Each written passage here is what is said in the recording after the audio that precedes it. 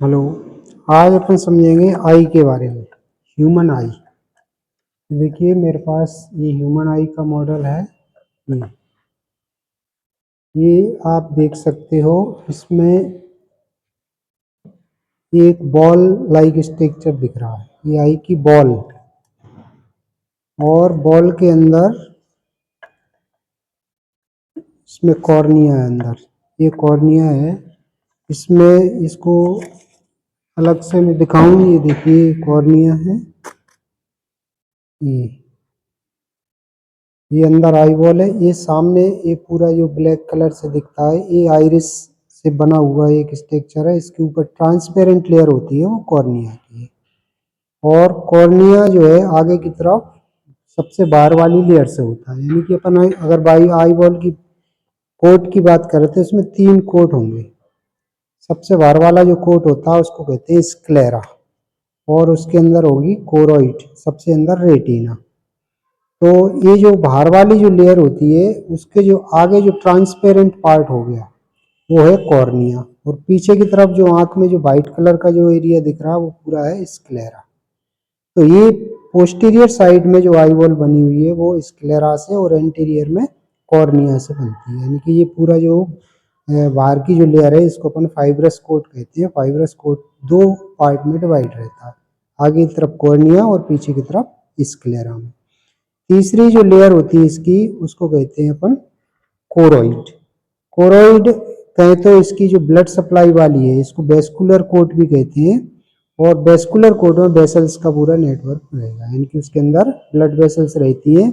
आई को पूरी जो सप्लाई मिलती है, रेटिना को जो ब्लड मिलेगा वो कोरोइड से ही मिलता है, क्योंकि कोरोइड में जो है ब्लड की कैपिलरी का नेटवर्क फैला रहेगा। तो ये आई की 2 लेयर। तीसरी जो लेयर होती है उसको कहते हैं रेटिना। ये देखिए इसमें मैं आपको बताऊं, ये इस तरह से इसमें जो व्हाइट वाली जो लेयर दिख रही है ये है स्क्लेरा। इसके अंदर जो रेड कलर से दिखाई दे रही है ये है कोरोइड। तो जैसे स्क्लेरा पीछे की तरफ व्हाइट था और आगे जाकर के ट्रांसपेरेंट हो गया, उसको कहा अपन ने कॉर्निया। इसी तरह से स्क्लेरा भी पीछे की तरफ वेस्कुलर लेयर रहेगी और आगे मस्कुलर लेयर, यानी कि उसमें सिलियरी बॉडी होती है। सिलियरी बॉडी जो है वो आगे जाकर के आइरिस बनाती है, यानी कि आगे की तरफ आइरिस और आइरिस से बनेगा प्यूपिल। तो जो कोरोइड है पीछे वेस्कुलर लेयर है, आगे सिलियरी बॉडी है जिसके अंदर सिलियरी ग्लैंड्स भी है, सिलियरी मसल्स हैं, और आगे की तरफ आइरिस। जो आइरिस होती है वो पीपल को बनाती है। और उसमें भी फिर 2 तरह की मसल होती है, एक होती है सर्कुलर मसल और एक होती है रेडियल मसल। सर्कुलर मसल जो होती है वो पीपल को कॉन्स्ट्रिक्ट करती है, यानी कि पीपल को छोटा करने का काम करेंगे। वो अंदर की तरफ रहेंगे। अंदर की तरफ मतलब ये जैसे ये आइरिस है तो इसकी जो अंदर वाली लेयर होगी वो होगी सर्कुलर लेयर की, और बाहर वाली जो लेयर होगी वो होगी रेडियल की। तो रेडियल मसल जब कब काम करेंगी, जब अपन को डिम लाइट में जब जाते हैं, तो डिम लाइट में जाते हैं तो प्यूपिल को चौड़ा करना पड़ता है, तो उस समय जो रेडियल मसल है वो उसको बाहर की तरफ फैला देंगे। और सर्कुलर मसल क्या करती है, प्यूपिल को छोटा पकड़नी, यानी कि अपन ज्यादा लाइट में गए तो आंख में कम लाइट जाए, कम लाइट जाए तो सर्कुलर मसल कॉन्ट्रैक्ट होती हैं और वो प्यूपिल को साइज को छोटा कर देती हैं। इस तरह से ये जो सेकंड लेयर है कोरोइड, ये आगे की तरफ 2 पार्ट में डिवाइड रहती है, सिलियरी बॉडी में और आइरिस में। सिलियरी में बॉडी में सिलियरी मसल रहेंगी और आइरिस में सर्कुलर और रेडियल मसल रहेंगी। सर्कुलर जो मसल होंगी वो कॉन्स्ट्रिक्शन का काम करेंगी प्यूपिल को, और जो रेडियल होंगी वो डायलेटेशन का काम करती है। इस तरह से ये प्यूपिल को छोटा बड़ा करती रहती है। सबसे अंदर वाली जो लेयर होती है वो पोस्टीरियर साइड में आई बॉल के पीछे की तरफ है, आगे नहीं होती, वो पीछे की तरफ होती है। इसको अपन कहते हैं रेटिना। रेटिना जो है वो जो है अंदर वाली लेयर है, जिस नर्वस लेयर है, नर्वस टिश्यू से पूरी बनी होती है। इस पर इमेज बनता है। इमेज जो बनेगा वो पीछे जा करके रेटिना के ऊपर बनेगा, यानी कि पोस्टीरियर साइड में वो रहती है। ये इसमें देखिए आप देख पा रहे हैं जो पीले कलर से जो दिखाई दे रही है पूरी, ये है रेटिना। और रेटिना ही वो लेयर है जिसके द्वारा हम चीजों को देख पाते हैं, यानी कि उस पर ही जाकर के प्रतिबिंब बनता है। और प्रतिबिंब बनने का एक स्पेशल स्थान होता है, जिसको कहते हैं अपन फोविया सेंट्रलिस या मैक्यूला लिटिया, मैक्यूला लिटिया के ऊपर ही उसके में थोड़े से नीचे रहता ऑप्टिक डिस्क, ऑप्टिक डिस्क पर जो है रेटिना की लेयर नहीं होती, यानी कि रेटिना में भी कुछ स्पेशल टाइप की सेल होती है जिनको कहते हैं रॉड एंड कोन्स। रॉड का जो काम होता है वो डिम लाइट में एक्टिव होना, और कौन जो होती है वो ब्राइट लाइट में एक्टिव होती है, यानी कि ज़्यादा लाइट अगर है तो उसमें कौन से एक्टिव रहेंगी, और डिम लाइट है तो उसमें रॉड्स एक्टिव रहेंगी। तो रॉड्स का मतलब है कि अपन को ब्लैक एंड व्हाइट दिखाई देगा, और कौन जब एक्टिव होगी तो अपन को कलरफुल चीज़ें दिखाई देगी, उसमें ग्रीन कलर दिखेगा, रेड कलर दिखेगा, ब्लू कलर दिखेगा, डिफरेंट टाइप के जो कलर्स हैं वो कॉन्स के द्वारा दिखाई देते हैं। और जब अपन डिम लाइट में जाएंगे तो वहाँ ओनली ब्लैक एंड व्हाइट दिखेगा, क्योंकि वहाँ पर केवल रॉड्स काम करती हैं, यानी कि रॉड जो है वो एक्टिवेट होती है। तो ये इस तरह से 3 लेयर से ये पूरी आई बॉल बनी होती है। आई के अगर अपन लोकेशन की बात करें तो इसमें आप देख पा रहे हैं ये अपनी ऊपर ये बोन है, ये पूरी एक कैविटी होती है, इस कैविटी को कहते हैं ऑर्बिटल कैविटी। तो ऑर्बिटल कैविटी से जो है पूरी आई जो है उसमें फिट रहती है ऑर्बिटल कैविटी में। ऑर्बिटल कैविटी में आई बॉल फिट है, और उसको आई बॉल को भी हम ऐसा तो है नहीं है कि आई एकदम फिक्स है तो अपन केवल सामने देख सकते हैं, आई से आप ऊपर भी देख सकते हो, साइड में भी देख सकते हो, अंदर की तरफ भी देख सकते हो। तो जो देख पा रहे हैं अपन, ये कैसे पॉसिबल होता है?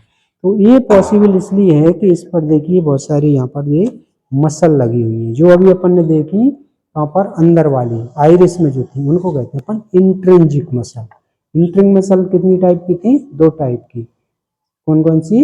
बीच में थी सर्कुलर, और पेरीफेरी में थी रेडियल। और ये जो आई बॉल को घुमाने वाली जो मसल्स हैं, देखिए एक 2 मसल इधर लगी हुई है, 2 मसल इधर लगी हुई है, एक मसल इधर लगी हुई है, एक इधर लगी हुई है। तो इसमें टोटल 6 मसल होती है आई बॉल के अंदर, जो आई को मूव करा रही है। ऊपर की तरफ जो होगी वो सुपीरियर रेक्टस, नीचे की तरफ होगी इंफीरियर रेक्टस, लेटरल साइड में होगी लेटरल रेक्टस, मीडियल साइड में होगी मीडियल रेक्टस।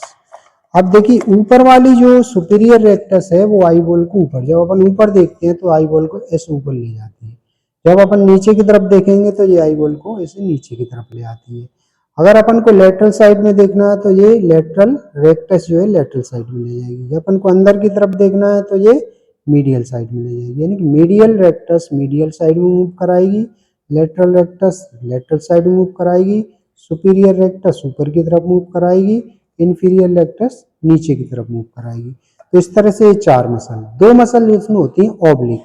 अब ये ऑब्लिक मसल क्या होती है? ये अपन जब तिरछा यानी कि ऊपर भी देखें और साइड में भी देखें, या नीचे भी देखें या साइड में भी देखें, तो ऊपर और साइड में जब देखते हैं तो वो सुपीरियर ऑब्लिक काम करेगी, और नीचे और साइड में देखेंगे तो इंफीरियर ऑब्लिक काम करेगी। तो ये टोटल 6 मसल हैं जो आई बॉल को इस पूरे सॉकेट में यानी कि ऑर्बिट में मूव कराती हैं, जिससे अपन अलग अलग डायरेक्शंस में देख पाते हैं। आँख के लिए प्रकृति ने एक बड़ा अच्छा एक सिस्टम बनाया हुआ है, जिससे कि वो सुरक्षित रहे, यानी कि उसके प्रोटेक्टिव ऑर्गन्स बनाए हुए हैं। सबसे ज़्यादा जो प्रोटेक्शन मिलता है आँख को, ये आईब्रो के द्वारा। आईब्रो जो है आँखों के जस्ट ऊपर है। एक तो ये आपको आँखों के लिए शेड दे रही है, यानी कि आँखों को छाया देती है, आँखों में डायरेक्ट एकदम से रोशनी नहीं जा पाती। दूसरा सबसे इम्पोर्टेंट जो आईब्रो का जो काम होता है वो पसीने को कभी भी वो आँख में नहीं जाती।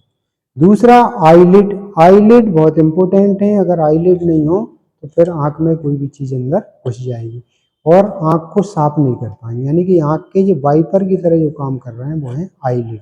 और उसके ऊपर एक जो म्यूकस मेम्ब्रेन की एक वो लेयर रहती है उसको कहते हैं अपन कंजक्टाइवा, उसको हमेशा वो साफ करते रहते हैं।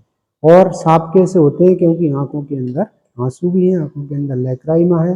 ये जो आईब्रो है, आईब्रो के नीचे यहाँ पर पाई जाती है लैक्राइमल ग्लैंड।